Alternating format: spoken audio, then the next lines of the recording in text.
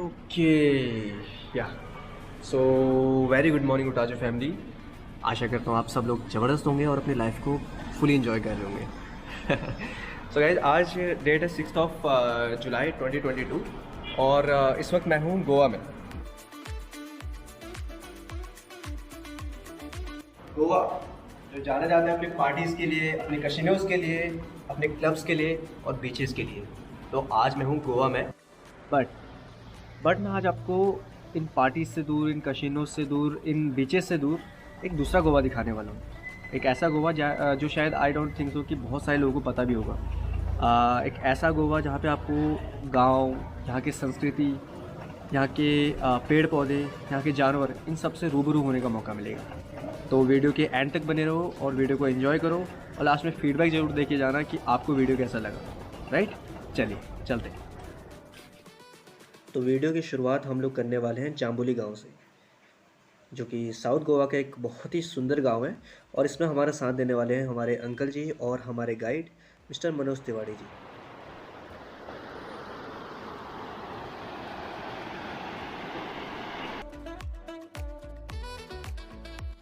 कहते हैं दक्षिण दिशा में बसा यह गांव मशहूर है अपने काली मिर्च, नारियल, सुपारी, बादाम और अन्य कई प्रकार के पेड़ों के लिए। तो शुरुआत करते हैं काली मिर्च से, जिसे ब्लैक पेपर के नाम से भी जाना जाता है। दक्षिण गोवा में काली मिर्च को किसानों की कमाई का एक बहुत बड़ा जरिया माना जाता है।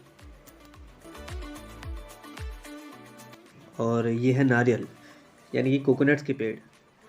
तो एक सर्वे से पता चला है कि हर साल अकेला गोवा 124 मिलियन नारियल तैयार करता है हर एक साल में, जो कि वाकई में एक बहुत बड़ा आंकड़ा है और एक बहुत बड़ा जरिया है कमाई का। तो अब चलते हैं कटहल की पेड़ की तरफ, जिसे जैक फ्रूट भी कहा जाता है। और कभी ना कभी आपने अपनी ज़िंदगी में इसे फल या सब्जी के तौर पे ज़रूर खाया होगा। तो मैं आपको बता दूं कि कटहल कैंसर और हार्ट डिजीज़ जैसी बड़ी बड़ी बीमारियों को होने से रोकते हैं। साथ ही साथ यह आंखों में हो रही कमजोरी और आंखों से रिलेटेड अन्य प्रकार की बीमारियों को भी होने से रोकता है। अब मैं आपको लेके चलता हूँ उन पुराने घरों में जो कि पुर्तगीज़ काल से बनाए हुए हैं, यानी कि 1962 से पहले के बने हुए घर हैं। हालांकि अब यहाँ पे इनके मालिक तो नहीं रहते हैं, पर इनके मालिक के द्वारा रखे हुए कर्मचारी यहाँ पे रहते हैं और यही इन बगीचों को संभालते हैं। पोर्तुगीज टाइम से है। और पहले वो लोग यहीं पे रहते थे, जो मतलब इसके मेन ओनर थे। लेकिन जब उसके बाद गोवा आज़ाद हुआ, तब से फिर उन्होंने यहाँ पे रहना छोड़ दिया और थोड़ा सड़क के नज़दीक चले गए, मेन हाईवे के नज़दीक।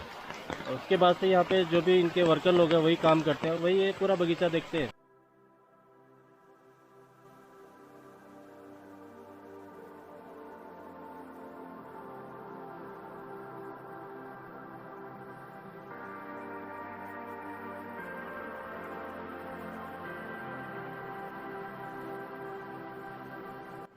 चलिए अब चलते हैं एक ऐसी लोकेशन पे जहाँ आपको पता चलेगा कि काजू के फलों से शराब कैसे बनाई जाती है। तो इस बड़े से पत्थर में दरअसल दो चैम्बर्स बने हुए हैं। एक बड़ा चैम्बर, तो होता क्या है कि बड़े से चैम्बर्स में बहुत सारे काजू के फल को इकट्ठा किया जाता है और उसे पाँव से कुचला जाता है, और इस हद तक कुचला जाता है कि उसमें से रस निकलने लगे।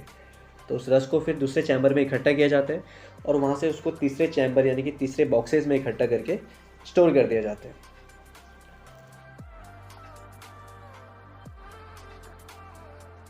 जो वहाँ पे रस निकलता है उसका, वो उस रस को लाते हैं और यहाँ पे ऐसे बैरल रखे रहते हैं बहुत सारे, कम से कम 10-15 बैरल, उन बैरलों में भर दिया जाता है। और जब होता है उसके बाद फिर जब ये सीज़न स्टार्ट हो जाएगा फिर से इसको चालू करेंगे, इसकी पूजा वूजा करते हैं।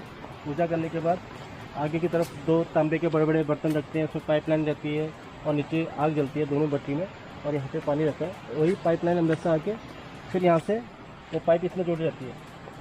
तो जो ऊपर से पाइप आता है इससे फिर यहाँ से वो जो काजू खैनी और दारू है, लोकल दारू, वो यहाँ से निकलती है। और हुराग, पहले हुराग निकलती है फर्स्ट टाइम। जो हुराग है वो सिर्फ सीजन में ही मिलती है, 2-3 महीने के लिए। और जब काजू खैनी बनाते हैं फिर से उस हुराग को फिर से दोबारा डालते हैं और उसमें थोड़ा हुराग मिलाते हैं, तो उससे फिर काजू खैनी बनती है। वो साल भर मिलती है गोवा में आपको कहीं भी। तो ये था यहाँ का लाइफस्टाइल, पुर्तगाल टाइम का घर, और कैसे आप शराब बना सकते हैं उसका प्रोसेस। तो अब हम जा रहे हैं दूसरी लोकेशन पे, और दूसरी लोकेशन पे कहाँ पे हम जाने वाले हैं उसको थोड़ा सस्पेंस रखते हैं, और आप लोग वीडियो के एंड तक बने रहो और भी और नॉलेज आपको मिलने वाली है। ये फिसले हैं यहाँ पे। चल, तो अब मैं पहुँच गया हूँ बायोडाइवर्सिटी पार्क। तो ये पार्क दरअसल मोलम गांव में स्थित है, और इसकी एंट्री बिल्कुल फ्री है। यहाँ पे आपको अलग अलग जीव जंतु इनके बारे में जानने का मौका मिलेगा, भले वो कार्निवोरस हो, हर्बीवोरस हो, ओमनीवोरस हो, और अलग अलग पेड़ पौधों के बारे में जानने का यहाँ पे मौका मिलेगा। साथ ही साथ यहाँ पे आपको पुराने कल्चर्स को जानने का मौका मिलेगा, वहाँ के रीति रिवाज, वहाँ की संस्कृति, वहाँ के लोग क्या काम किया करते थे पहले, और साथ ही साथ वहाँ का क्या पहनावा हुआ करता था, वो सब कुछ यहाँ पे आपको जानने का मौका मिलेगा। परंतु मैं यहाँ पे इसके लिए नहीं आया था, मैं असल में आया था इस चीज़ के लिए। तो अभी हम लोग एडवेंचर करने वाले हैं, और इस एडवेंचर पार्क में आपको ये सुविधाएं मिलेंगी और फ्री ऑफ कॉस्ट मिलेगी। तो आप एडवेंचर का मजा लो, पूरी वीडियो देखो, मज़ा आने वाला है बहुत ज़्यादा। Adventure time.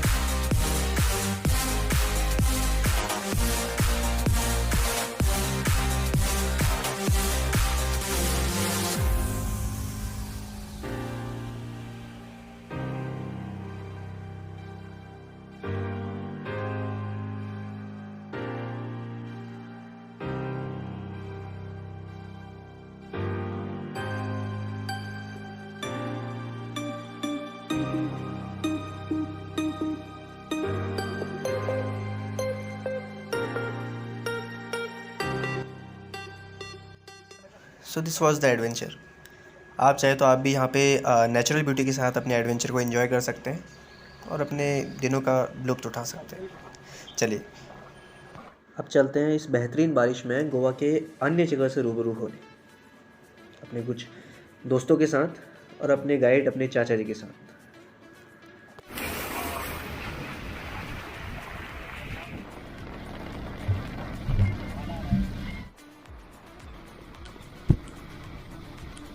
तो अभी हम लोग अपनी लोकेशन पे पहुंच चुके हैं, और फ़िलहाल हम लोग घूम रहे हैं अगुदा फोर्ट करके एक जगह है यहाँ पे। अगुदा फोर्ट के लिए हम लोग आए थे स्पेशली, बट बारिश हो गई थी। बारिश की वजह से थोड़ा सा दिक्कत हमें हो चुकी है, बट हम अगुदा फोर्ट जाने वाले हैं और बारिश से कोई फ़र्क पड़ता नहीं है। देखते हैं अगुदा फोर्ट में अंदर क्या है, एंट्री टिकट क्या है, मैं सब आपको दिखाता हूँ। आप लोग फोर्ट इन्जॉय करो। तो शुरुआत हमने करी टिकट खरीदने से। टिकट काउंटर से हमें टिकट पड़ा 25 रुपये का। उसके बाद हम लोग अंदर एंटर किए और हमें एक मैप दिखाई दिया जहाँ पे पूरे फोर्ट का नक्शा बना हुआ है, उसके बारे में बताया गया है। उसके बाद हमने टिकट चेकिंग करवाई। टिकट चेकिंग करने के बाद हम लोग अंदर एंटर कर चुके थे, और जैसे ही हम लोग एंटर करते हैं तो हमें दिखता है कि सामने एक बहुत प्यारी सी गैलरी बनाई गई है। यहाँ पे इस फोर्ट की हिस्ट्री के बारे में आप लोग जान सकते हैं। ये फोर्ट कब बनाया गया था, पहले कैसे दिखता था और क्यों ये बनवाया गया था, इसकी पूरी हिस्ट्री यहाँ पे आपको दी गई है। तो थोड़ी हिस्ट्री मैं आपको बता देता हूँ। तो दरअसल यह किला 1612 में बनवाया गया था। यह किले का मुख्य उद्देश्य ये था कि जो भी कोस्ट गार्ड्स यहाँ पे गार्डिंग करते हैं, समुद्र किनारे पे जितनी भी जहाज़ें यहाँ से जाती थी, तो यह किला उनको पानी सप्लाई करता था। और कहते हैं कि इसमें 23,76,000 गैलन पानी इकट्ठा करने की क्षमता हुआ करती थी।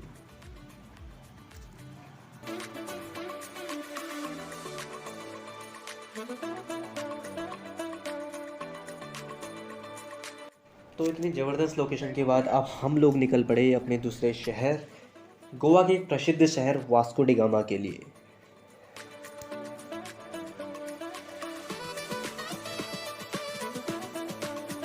तो वास्को डी गामा दरअसल अगुदा फोर्ट से करीब करीब 25 किलोमीटर की दूरी पे है। तो आप चाहे तो बस से वहाँ पे जा सकते हैं, लोकल बसेस से, या फिर खुद की व्हीकल से वहाँ पे जा सकते हैं।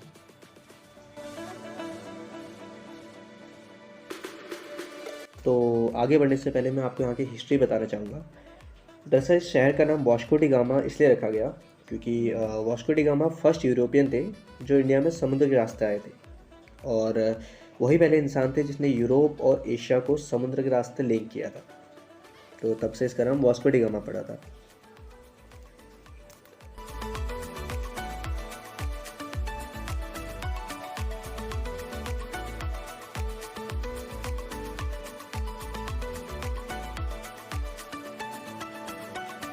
तो ये था वास्को डी गामा जी का शहर। एक्चुअली उनका शहर तो नहीं बोलेंगे, बट उनके नाम से शहर बनाया गया। तो हिस्ट्री मैंने आपको पूरी बता दिया। अब मैं आपको मिलवाता हूँ हमारे नए गेस्ट। एक्चुअली मैं गेस्ट हूँ यहाँ पे।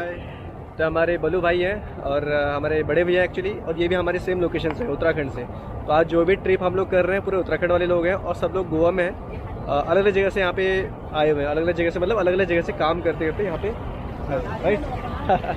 चलो अब हम लोग रुके हैं एक लोकेशन पे, वास्को डी गामा का एक लोकेशन है, यहाँ पे हम लोग रुके हुए हैं और यहाँ पे हम लोग अपना लंच करने वाले हैं। तो लोकेशन कुछ ऐसा है, देखो इस साइड जंगल का एरिया है और राइट साइड में ये पूरा जो आप देख रहे हो ना, वाइट वाइट से पूरा समुद्र है, और ये जो ब्लू कलर के आप देख रहे हो ये शिप्स हैं। हाँ, ब्लू कलर के जो आगे वो ब्लैक कलर में दिख रहा है ना, वो शिप है। और ये बेसिकली ऐसे कुछ मशीन से बना रखे हैं कि अगर वहाँ से कोई भी सामान आता है बाहर से, इंपोर्ट एक्सपोर्ट करना हो इंडिया से और इंपोर्ट करना हो कुछ, तो इसके रास्ते आप इजीली एक जगह से दूसरी लोकेशन में पहुँचा सकते हैं। फिर ट्रक्स के थ्रू अलग अलग जगह पे पहुँच जाते हैं। तो ये देखो लोकेशन। और जनरली एक चीज़ आप देखोगे कि गोवा में आपको ग्रीनरी बहुत ज़्यादा देखने को मिलेगी। कर्नाटका से जब मैं यहाँ पे एंटर किया तो ग्रीनरी बहुत ज़्यादा देखने को मिलेगी आपको यहाँ पे। ये देखो फोटोशूट्स वगैरह चल रहे हैं यहाँ पे। तो चलिए इसी फ़ोटोशूट के साथ अपनी वीडियो की एंडिंग करते हैं। होप सो कि आपको वीडियो बहुत ज़्यादा पसंद आई होगी, और अगर कुछ प्रॉब्लम्स लगी हो, कुछ कमेंट करना हो, तो आप प्लीज़ कमेंट सेक्शन में जाके बता सकते हैं। मैं कोशिश करूँगा कि अगली बार ये वीडियो को मैं और बेहतरीन बनाऊँ, और नेक्स्ट लोकेशन पे आपको मिलता हूँ एक नई कहानी के साथ, एक नए नॉलेज के साथ। तब तक के लिए good bye, take care and enjoy your life and keep smiling. Okay, bye bye.